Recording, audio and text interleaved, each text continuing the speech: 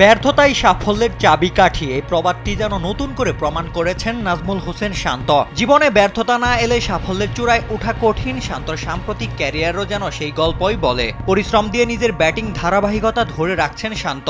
তাই তো বিসিএল শেষ হতেই পাকিস্তান সিরিজের জন্য নিজেকে ঝালিয়ে নিতে নিয়মিত ব্যাটিং অনুশীলন করছেন শান্ত।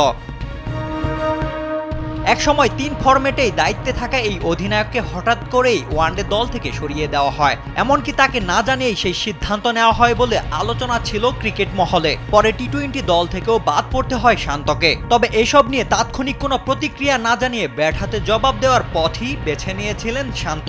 ধারাবাহিক পারফরমেন্স দিয়ে নিজের সামর্থ্যের প্রমাণ দিয়েছেন এবং সমালোচকদের মুখও বন্ধ করে দিয়েছেন। বিপিএল, অদম্য টি-20 কাপ এবং বিসিএল সব আসরেই দারুণ ছন্দে ছিলেন শান্ত।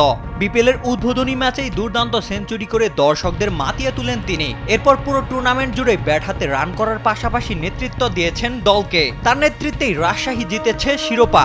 ব্যাট হাতে 13 ম্যাচে 27.30 গড়ে করেছেন 355 রান। অদম্য টি-20 কাপেও ধরে রেখেছেন সেই ধারাবাহিকতা। পরিশ্রম দিয়ে নিজের ব্যাটিং ধারাবাহিকতা ধরে রাখছেন শান্ত। তাই তো বিসিএল শেষ হতেই পাকিস্তান সিরিজের জন্য নিজেকে ঝালিয়ে নিতে নিয়মিত ব্যাটিং অনুশীলন করছেন এই ব্যাটার। শান্তর এই ধারাবাহিক পারফরমেন্স এবং বিসিএল এর সফল অধিনায়কত্বে নির্বাচক প্যানেল ও বিসিবিও সন্তুষ্ট। তাই বিশ্বকাপের আগে আবারও ওয়ানডে অধিনায়কত্ব ফিরে পাওয়ার সম্ভাবনাও উড়িয়ে দেওয়া যাচ্ছে না। কারণ বর্তমান অধিনায়ক মেহেদী হাসান মিরাজ ব্যাটে বলে ছন্দে ফিরতে না পারলে যে কোনো সময় আস্থা হারাতে পারে বোর্ড। ভারতে অনুষ্ঠিত টি-20 বিশ্বকাপ না খেলতে পারার আক্ষেপ থাকলেও সামনে 2027 ওডিআই বিশ্বকাপকে ঘিরে বেশ সিরিয়াস বাংলাদেশ দল।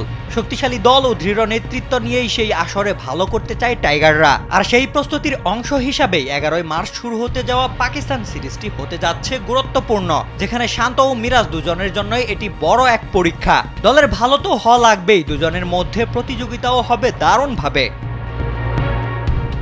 রোশন মনির, কালবেলা।